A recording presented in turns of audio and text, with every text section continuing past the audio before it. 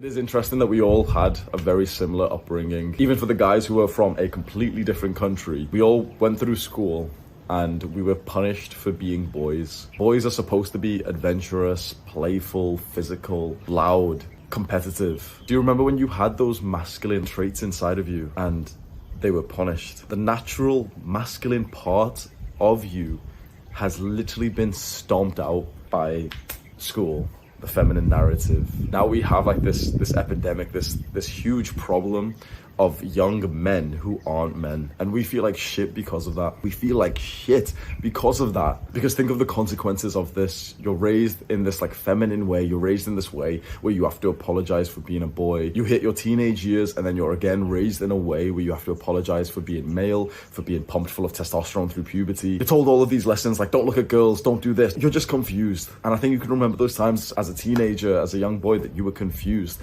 because you had this innate, natural, normal part of you that was being punished, and you were told, okay, do this thing that feels unnatural. You grow up to be a young man who feels so utterly directionless, demasculated, way too feminine. And I think worst of all,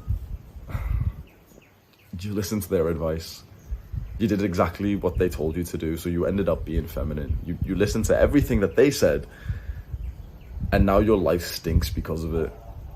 Now you're not happy. Now you're looking at those guys who didn't fail this shit test. You're looking at the guys who passed this test. So imagine from the moment you're born, you're tested. Your masculinity is tested.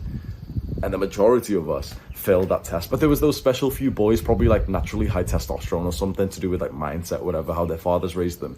They didn't fail that test.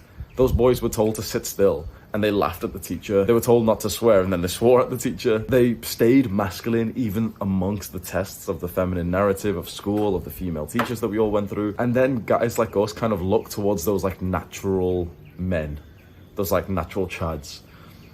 And we're jealous.